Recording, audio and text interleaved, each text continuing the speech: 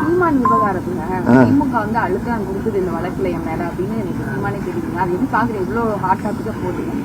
இல்ல, அது நீதிமன்ற தீர்ப்பு சொல்லியிருக்கு. நீதிமன்ற தீர்ப்பை எல்லோரும் மதிக்கணும். அது சீமானும் மதிக்கணும், எல்லோரும் மதிப்பாங்க, மதித்து ஆகணும்.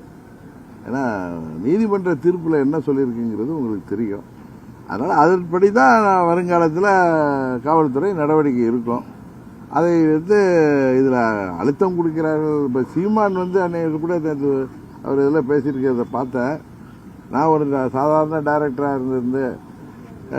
இருந்திருந்தா இந்த அரசாங்கம் இந்த மாதிரி செஞ்சுருக்குமா, இன்றைக்கு நான் ஒரு இனிமேல் திமுகவே என்னை கண்டு பயப்படுது, அதனால் நான் அப்படி கிடையாது. யாராக இருந்தாலும் சட்டம் ஒன்று தான்.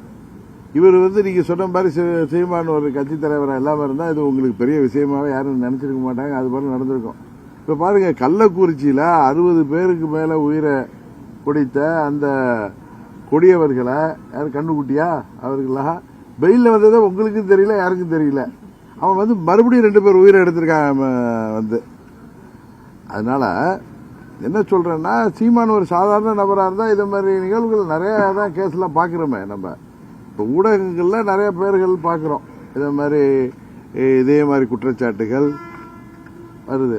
அவர் வந்து ஒரு கட்சி தலைவராக, அவர் வந்து பிரபாகரனுடைய தமிழ்நாட்டு வாரிசா அவர் வந்து தன்னை பிரகடனப்படுத்திக்கிட்டு இருக்கிறப்ப காவல்துறை நடவடிக்கை ஊடகங்கள் வெளிப்படுத்துது. அவ்வளோதானே தவிர இதில் காவல்துறை போய் ஏதோ பண்ணுறதா நான் நம்பலை. நீதிமன்றம் கேஸை இவர் போட்ட மனுவை தள்ளுபடி செய்திருக்கு. அதில் நீதிமன்றமே கிளியராக சொல்லியிருக்கு. அதுபடி காவல்துறை நடவடிக்கை எடுத்து தானே ஆகணும். அதை அவர் ஃபேஸ் பண்ணி தானே ஆகணும்.